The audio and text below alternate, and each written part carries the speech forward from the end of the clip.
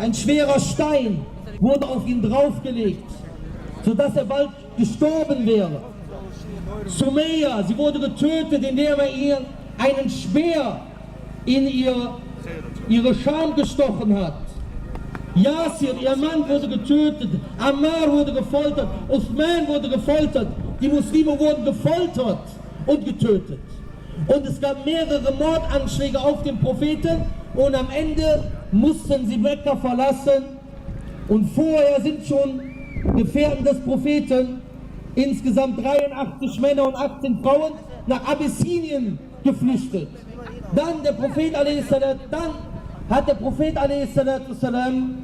die Hijra, die Auswanderung nach Medina, zur Aufgabe bekommen und ist ausgewandert.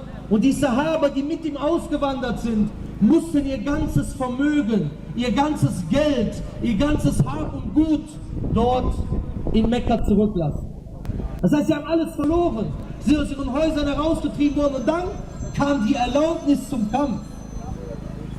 Als nächstes kam der Befehl, diejenigen zu bekämpfen, die einen bekämpfen. Da sagt Allah in Surah 2, Vers 190,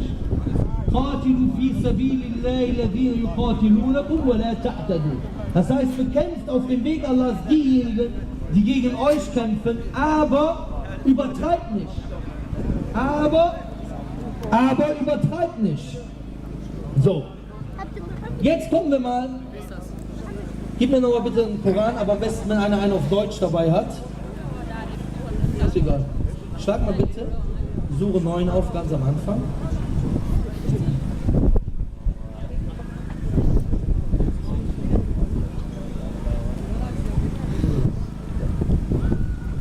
Da gibt es beispielsweise so einen Vers, den die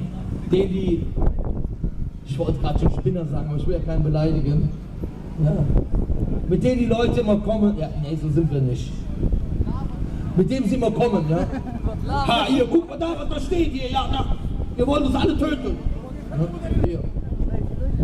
Sure 9, Vers 5. فَإِذَا انْسَلَخَ الْأَشْهُرُ الْحُرُمُ فَاقْتُلُوا الْمُشْرِكِينَ حَيْثُ وَجَدْتُمُوهُمْ. Was möchte er? Und wenn die heiligen Monate abgelaufen sind, da ist dann ein super Spezialist im Internet, der schreibt dann dazu sein Referat, der schreibt dazu eine Abhandlung und schreibt dann, damit ist der Ramadan gemeint. Ja? Erstmal informieren, bist du schlau, dann gucken wir weiter. Aber das nennt man immer total sicheres Auftreten, dann können wir Ahnungslosigkeit, nennt man das auch. Aber auf jeden Fall.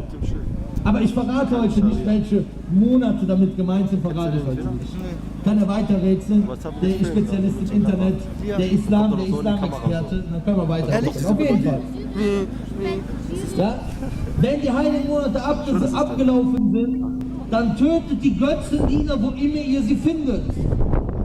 Dann steht das auf den Plakaten. Schade, heute haben sie gar nicht so ein Plakat dabei. Normal haben sie dann so eine, hier, tötet sie, wo ihr sie findet. Kein Zusammenhang, kein Vorwort, kein Nachwort. Einfach irgendwas. Rausgenommen aus dem Koran und dann die eigene Interpretation. Dann waren es dann plötzlich nach dem Monat Ramadan, wenn man keine Ahnung hat. So, lies doch mal, worum es hier geht. Lies doch mal den Kontext, worum es hier geht. Und dann lies doch mal den Vers danach. Vers 6. Vers 6. Was steht denn dann? وَإِنْ أَحَدٌ مِّنَ الْمُشْرِكِينَ اسْتَجَارَكَ فَأَجْهِرُ حَتَّى يَسْمَعَ كَلَامَ اللَّهِ.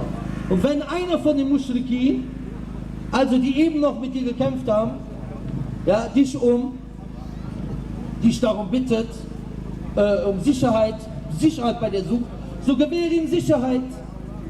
Und dann, damit er das Wort Allahs hört. Und was danach? Wird er danach getötet? Und dann lass ihn an einen Ort der Sicherheit kommen. Jetzt flippen sie gleich wieder aus. Warte. In welchem Gesetz gibt es das? Bei den Vereinten Nationen?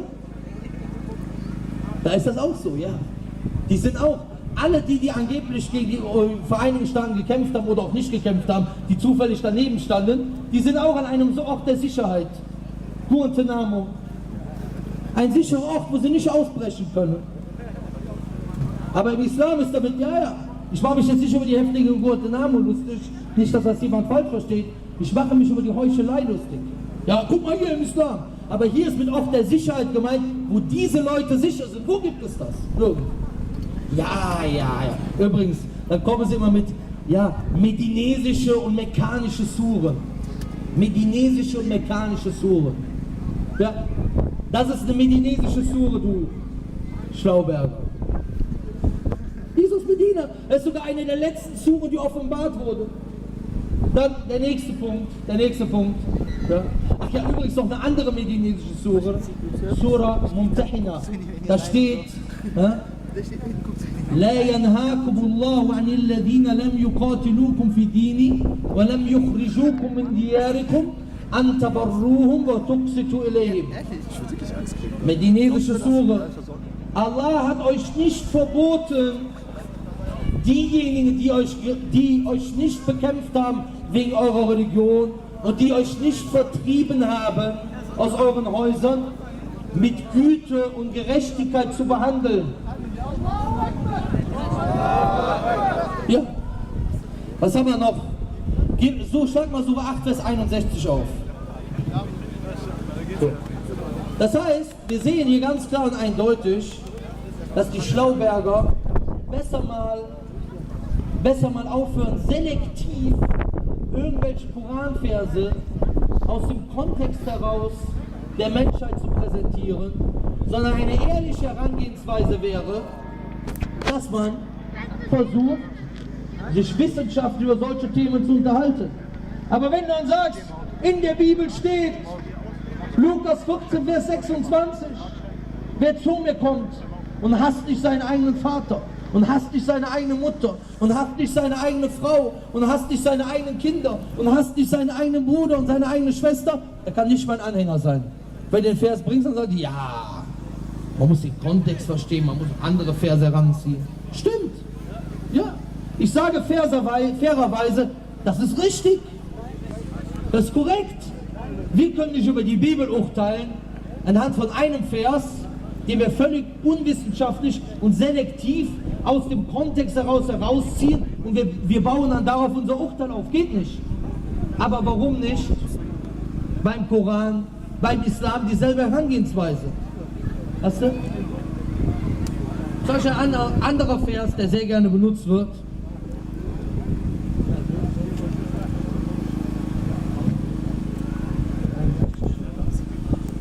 Auch in einer Kriegssituation. Ja. وَإِنْ جَنَحُوا لِسَلْمِ فَاجْنَحْ لَهُ لَهَا. Und wenn sie sich dem Frieden zuwenden, dann wendet ihr euch auch dem Frieden zu. Warum werden solche Verse nicht erwähnt? Wird nicht erwähnt. Dann haben wir noch andere Verse. Und alle diese Verse, die genannt werden, da siehst du, im Endeffekt ist es folgendermaßen, dass weder auf den Kontext geachtet wird, noch auf irgendetwas anderes. So. Dann wollte ich mal die Kriege erklären. Wir sind auf einige Verse eingegangen. Ja. Und mir reicht es auch einfach zu sagen, dass derjenige, der mit Koranversen den Muslimen beweisen will, dass sie jeden töten sollen, weil das wollen die ja anscheinend, die wollen Probleme haben. Ja. Wer mit Koranversen den Muslimen beweisen will, dass sie jeden töten sollen, ja, der soll bitte diese Koranverse wissenschaftlich und objektiv behandeln. Und man sollte nicht mit Steinen werfen, wenn man im Glashaus sitzt. Sonst schlagen wir nämlich die Bibel auf. Und dann geht es ab nach Nummer 31 und Matthäus 10, Vers 34 und so weiter und so fort. Auf jeden Fall. Ach ja, genau, da wird ja erzählt, ja, das steht ja im Alten Testament. Ja, stimmt, steht im Alten Testament. Und laut Bibel zitiert Jesus aus dem Alten Testament. Und laut Christentum ist Jesus Gott. Und dann hätte Jesus ja das Alte Testament herabgesandt und dann hätte Jesus ja befohlen, männliche Kinder zu töten bei den Midianitern. Wenn das so ist. Wenn er Gott ist, dann hat er ja auch, oder sind die sich uneinig, der Vater und der Sohn? Die Frage muss man sich selber beantworten. Auf jeden Fall. Die Kriege selber. Wenn wir uns die Sira des Propheten, Friede und Segen mit ihm, anschauen, dann sehen wir, dass prinzipiell gegen 3 Gruppen Kriege geführt wurden. 3 Gruppen. Und dann schauen wir uns das mal an, was da passiert ist. Erste Gruppe, Götzendiener. Zweite Gruppe, bestimmte Gruppen von Juden. Drittens, bestimmte Gruppen von Christen. Ich sage extra nicht die Christen und ich sage extra nicht die Juden. Okay, fangen wir an mit den Götzendienern. Da sehen wir beispielsweise, dass die großen Schlachten und dass der Krieg im Allgemeinen von wem angefangen wurde? Von den Götzendienern. Wir haben eben schon erwähnt, dass die Götzendiener von Mekka, die eine überwältigende Mehrheit darstellte, die Muslime verfolgt haben, gefoltert haben, getötet haben und ihr ganzes Hab und Gut geklaut haben. Das haben wir eben schon erwähnt. Das haben wir eben schon erwähnt. So, was ist dann passiert, als die Muslime nach Abessinien ausgewandert sind? Da haben die Mekkaner eine Delegation dorthin geschickt mit Amr ibn As, die diese Muslime zurückholen sollte, um sie platt zu machen. Das heißt, obwohl die Muslime ausgewandert sind, haben die Götzendiener sie nicht in Ruhe gelassen und weiter bedroht. Als die Muslime nach Medina ausgewandert sind, haben sie weiterhin versucht, Pläne zu schmieden, um die Muslime kaputt zu machen dort. So. Das heißt, wer ist hier der Aggressor? Der Aggressor ist hier ganz klar, wer? Die Mushrikun. So. Aber natürlich die Blinden und die Doofen, die fangen dann an und wollen sogar eine Tatsache, die nicht mal Orientalisten leugnen, verdrehen. Und fangen dann an mit, ja, Mohammed, der hat Karawanen überfallen. Oh. Wieder, merkt ihr was? Ohne Vorwort, ohne Nachwort, ohne Kontext. So. Ich stelle erstmal eine Frage. Was haben wir eben gesagt? Wir haben eben gesagt, der alles Hab und Gut, was die Muslime hatten, wurde ihnen weggenommen, richtig? Alles Hab und Gut, was sie hatten, wurde ihnen weggenommen. So. Wenn ich jetzt 10 Euro habe und er hier, obwohl er so ein feiner Kerl ist, der nimmt mir 10 Euro weg. Was ist näher an der Gerechtigkeit? Wenn ich mir 5 Euro zurücknehmen kann oder wenn er die 10 Euro behält? Wenn ich mir 5 Euro zurücknehmen kann, weil dann bin ich wieder näher an der Gerechtigkeit. Aber eigentlich muss ich mein ganzes Vermögen zurückbekommen. Das heißt, wenn hier einer von Karawanenüberfällen redet, dann redet er davon, dass Muslime sich ihr Hab und Gut wiedergeholt haben, das ihnen vorher gestohlen wurde und ihnen rechtmäßig zusteht. Ganz klar. Aber natürlich, das sehen natürlich die Blinden nicht, die sehen was anderes. Zweite Sache. Dann kam es zur Schlacht von Badr. Wo war die Schlacht von Badr? Die Schlacht von Badr war in der Nähe von Medina. Oder näher zu Medina als zu Mekka. Warum? Weil Abu Jahl unbedingt diese Schlacht wollte und obwohl er den Tipp bekommen hat, zurückzugehen und obwohl keine Gefahr mehr bestand, wollte er sich 3 Tage an diesem Ort aufhalten und sie haben diese Schlacht gesucht und diese Schlacht verloren. Die Schlacht von Uhud. Übrigens, die Schlacht von Badr war wann? 17. Ramadan, Jahr 2 nach der Hijra. Die Schlacht von Uhud, 7. Shawwal, Jahr 3 nach Hijra. Wie ist es dazu gekommen? Die Mushrikun haben 3000 Soldaten zusammengebracht und 3000 Kamele und sind auf eine völlig unterlegene muslimische Armee mit 700 Leuten getroffen und kein einziges Reittier, nach der authentischsten Überlieferung. Als der Prophet gehört hat, dass sie kommen wollen, um Medina anzugreifen, hat er Schura unter seinen Gefährten gemacht. Er hat sie gefragt, was machen wir? Warten wir in Medina oder gehen wir raus vor Medina? Und der Prophet, Friede und Segen mit ihm, war der Meinung, dass man in Medina wartet, damit die Frauen auch von den Häusern Steine runterwerfen können. Aber die meisten Sahaba waren dafür, dass der Prophet rausgeht Richtung